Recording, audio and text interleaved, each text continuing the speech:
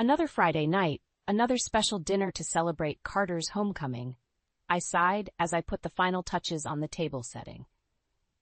Dean had asked me to prepare Carter's favorite meal to welcome him back from his first year of college. Despite my reservations, I wanted to make a good impression and start on the right foot. The front door opened and Carter strolled in nonchalantly. "Hey," he muttered with a slight nod before brushing past me into the living room. "Carter, you're home!" Dean greeted him warmly, pulling him into a hug. "How was the drive?" "Long," Carter shrugged, glancing around dismissively. "Smells like someone's been cooking up a storm." I forced a smile. "I made your favorite, pot roast with garlic mashed potatoes. Thought we could have a nice family dinner to celebrate you being back." Carter scoffed. "Seriously? I've been looking forward to freedom from this sort of thing all year." He flopped onto the couch and grabbed the TV remote. Dean frowned slightly. "Carter, your stepmom went to a lot of effort here. The least you could do is join us for dinner." "Like I said, I'm free now. No more obligatory family crap." Carter didn't even look up from flipping channels. Disappointment and humiliation washed over me, but I refused to cause a scene on Carter's first night back. "It's no problem, really. I'll just leave you two to catch up." I hurried to the kitchen, fighting back tears. So much for trying to build bridges with my stepson. After a year apart, I'd hoped Carter might meet me halfway, but his cold reception made it clear nothing had changed. As I scraped the ruined dinner into the trash, I wondered just how long I could keep playing happy family. Over the following weeks, cracks began to show in our familial facade. Whenever Dean was at work, Carter made sure to subtly undermine me at every turn. He'd leave messes around the house, claiming he'd forgotten whose job it was to clean up after him. Snide remarks about my cooking skills became routine, even though he'd once raved about my meals. One afternoon, Dean got home early to find me frantically searching the den. "What's going on?" he asked with concern. Before I could explain, Carter sauntered in with a smirk. "Sorry, forgot to mention. I saw Jenna rummaging through your office earlier. Seemed pretty suspicious." Dean turned to me, his expression a mix of confusion and disappointment. "Jenna? Were you going through my things?" "No, of course not," I protested, shooting Carter a glare. "I was just looking for my necklace. It's gone missing." Carter shrugged innocently. "Maybe you should be more careful with your stuff." An uneasy silence fell over the room. Dean rubbed the back of his neck awkwardly. "Well, I'm sure it'll turn up. Just try to be a bit more organized, okay, honey?" My mouth hung open in disbelief as Carter slipped away, a triumphant grin plastered across his face. He knew exactly what he was doing, planting seeds of doubt to drive a wedge between Dean and me. The incidents continued, each one chipping away at my credibility bit by bit. A missing set of car keys somehow ended up in my purse. A kitchen knife disappeared only to reappear tucked under the couch cushions. No matter how much I denied any involvement, Carter's well-timed observations made me seem careless at best, deceitful at worst. Dean tried to stay impartial, but I could see the strain it put on him. As much as he wanted to trust his wife, his son's steady stream of accusations made him second-guess everything. The man I'd fallen in love with, kind, caring, always willing to hear me out, started to pull away imperceptibly. Some nights I'd lie awake, Carter's chuckle echoing in my mind as I replayed the latest incident. Tears stung my eyes at the realization that my stepson was slowly poisoning my relationship with Dean, and there was nothing I could do to stop it. At least not yet. Carter's vendetta against me only escalated as the summer trudged on. He became more brazen, ramping up the disrespect whenever Dean had to work late. I did my best to bite my tongue, not wanting to come across as the nagging stepmother constantly complaining about her stepson. One afternoon, Dean was out running errands when Carter barged into the living room trailing a thick plume of pungent smoke. "Carter, are you smoking in the house?" I coughed, waving the haze away. He blew a cloud of smoke in my direction defiantly. "So what if I am?" "You know the rules. No smoking inside, especially not your father's cigars." I gestured to the expensive Cuban cigar smoldering between his fingers. Carter sneered. "Dad's too busy working his ass off to enjoy them anyway. Might as well get some use out of the things." Anger burned in my chest, but I forced myself to remain calm. "Put it out right now, or I'll tell your father myself." In response, Carter defiantly took another long drag, then strutted down the hallway, leaving an acrid trail in his wake. I spent the next hour trying to air out the house before Dean got home. A few days later, the campus dean called to notify us that Carter had been suspended for the upcoming semester due to conduct violations. Dean was beside himself, demanding an explanation from his son. Carter simply shrugged it off. "Bunch of bees charges, doesn't matter, I'll just take some time off and re-enroll later." While Dean ranted about wasted potential, I pulled Carter aside. "How could you jeopardize your education like that?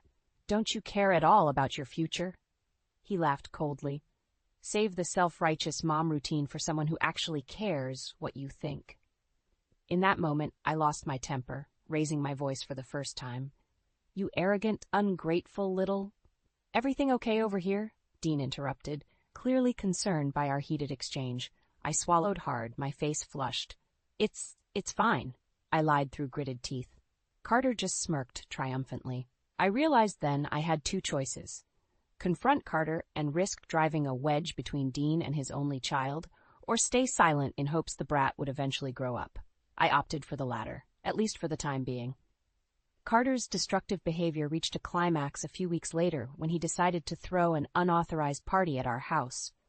Dean was out of town on business, leaving me to deal with the entitled brat. Around 10 p.m., cars began lining the street outside. Thumping bass shook the windows as groups of rowdy college kids streamed in carrying cases of beer. I stormed into the living room to find Carter in the midst of the chaos. "What is going on here?" I shouted over the music. "You can't just throw a party without asking." Carter laughed derisively. "Last I checked, I still live here. I'll do whatever I want." "Not under my roof." I reached for the stereo to shut off the ear-splitting music, but a drunk partygoer shoved me away. "Hey, back off, lady," he slurred. Hands trembling with rage, I dialed Dean's number. Voicemail. I left an urgent message pleading for him to come home and put an end to this madness. The party raged into the early morning hours. Beer cans and red Solo cups littered the floor. Someone had vomited on the new rug in the den. When I threatened to call the cops, Carter just laughed coldly. "Go ahead. I'd love to see you try to explain this one to Dad." By the time the last reveler finally stumbled out, dawn was breaking. I collapsed on the couch, utterly drained and dreading the inevitable fallout when Dean returned. Sure enough, he was blindsided the second he walked through the door. "What the hell happened here?" he roared upon seeing the trash state of our home. Carter was waiting with a wry grin. "Sorry, Dad. Tried to keep things under control, but Jenna's party got way out of hand. She must have invited half the neighborhood over." My jaw dropped at the outrageous lie. "That's not true at all. He threw this stupid—" Dean held up a hand, his eyes blazing with anger. "I don't want to hear any more excuses, Jenna. Just go clean up this mess while I figure out how to pay for the damages." As I fought back furious tears, picking up shards of broken glass and overturned furniture, I knew Carter had finally crossed a line. This was war, and I was done playing nice.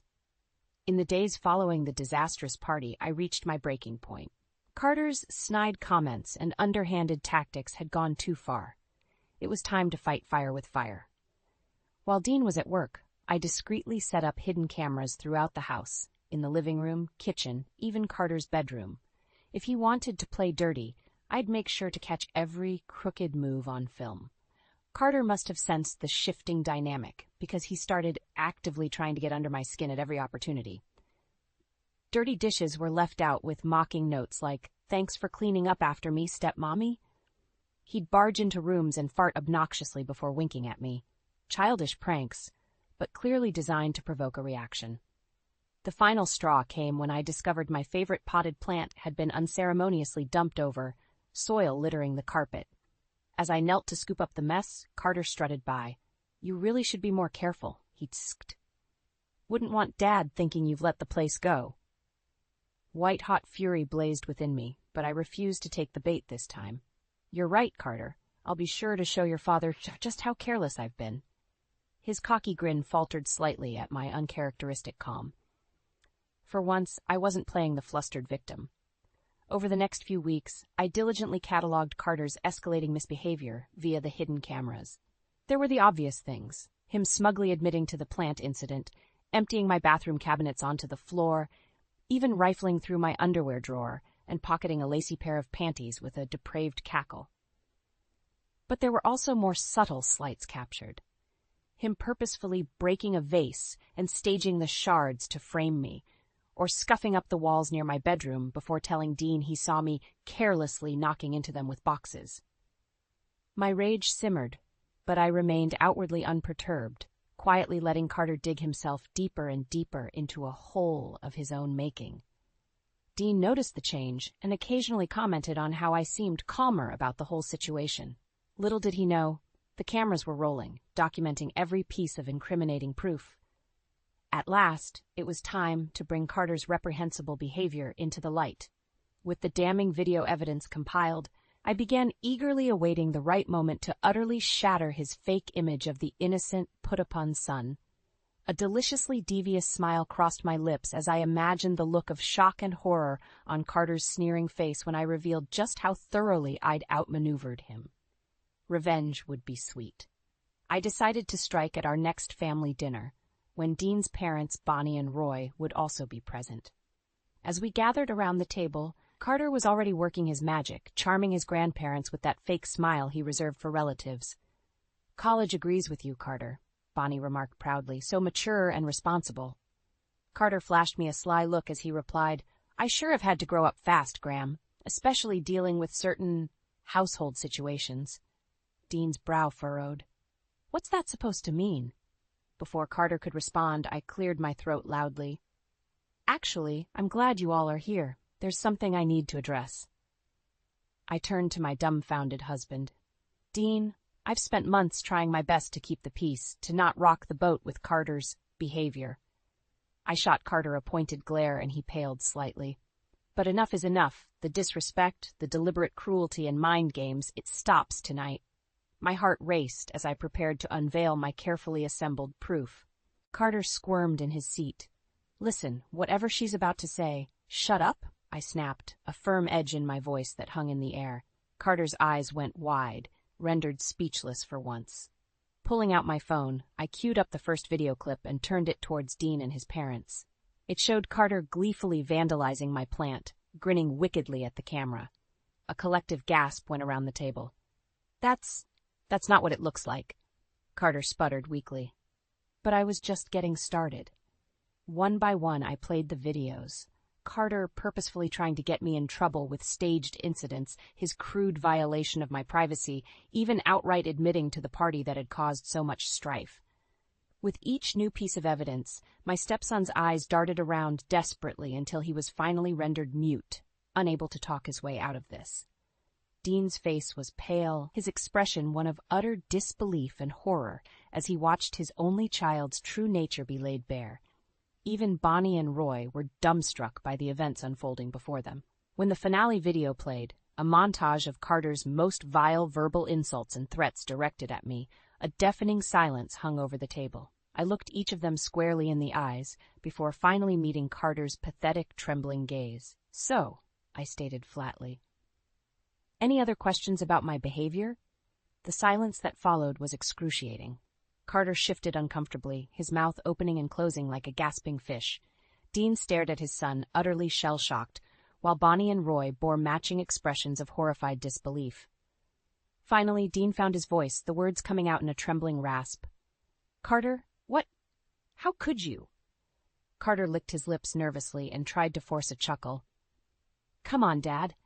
You know how good I am with computers. That footage is obviously faked. Don't you dare try to lie anymore," I exploded, slamming my fist on the table. "We've all seen the truth with our own eyes." "Is it true, Carter?" Bonnie's voice was tight with unshed tears.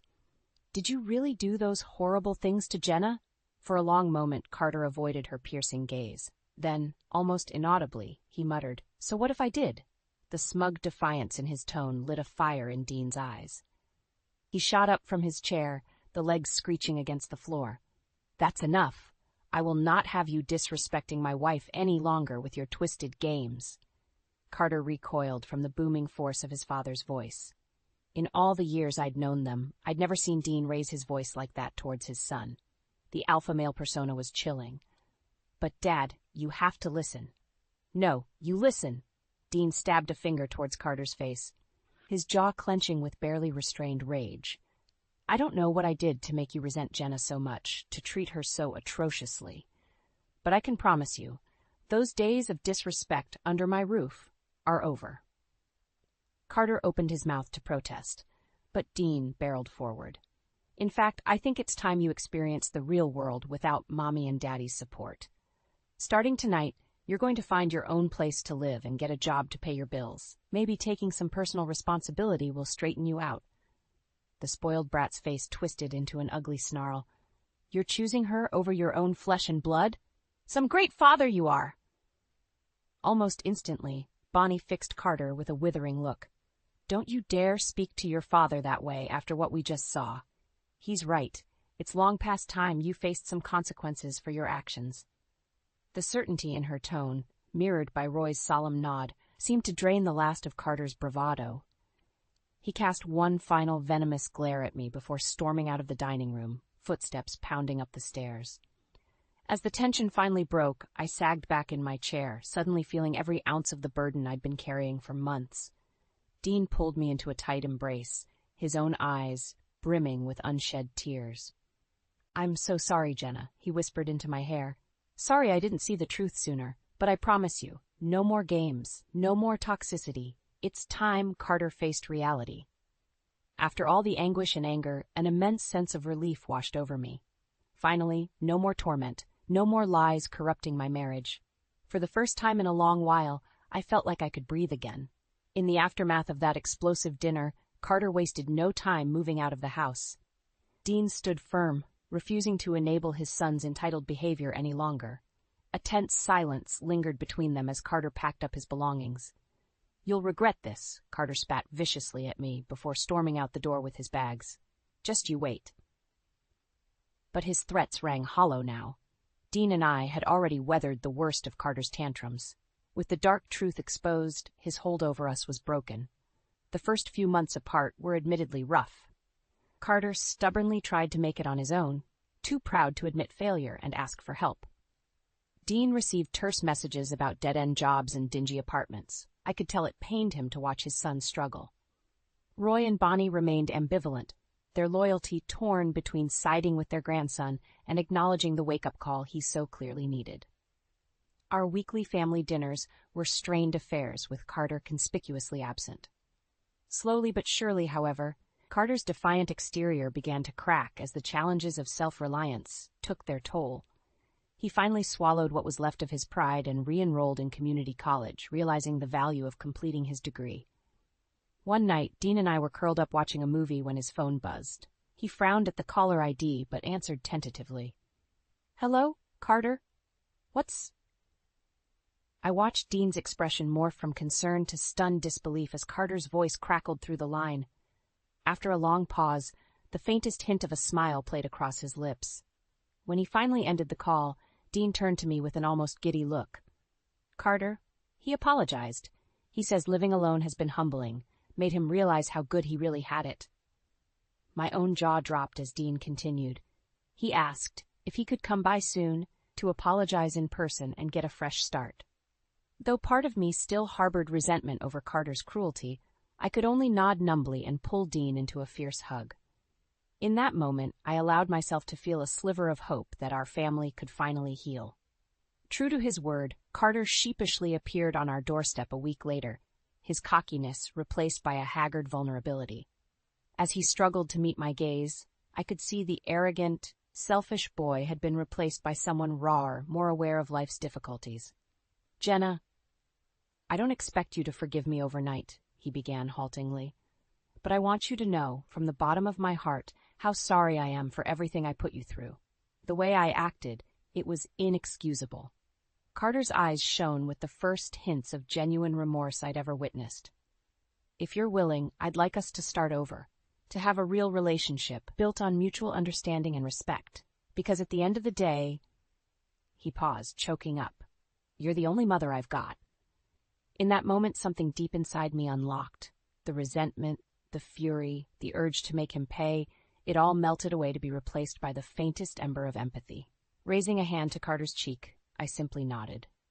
Moving forward would be a long, arduous journey, but at last, I felt like we had a chance to forge the family I'd always dreamed of. One of love, trust, and shed of Carter's poisonous influence once and for all.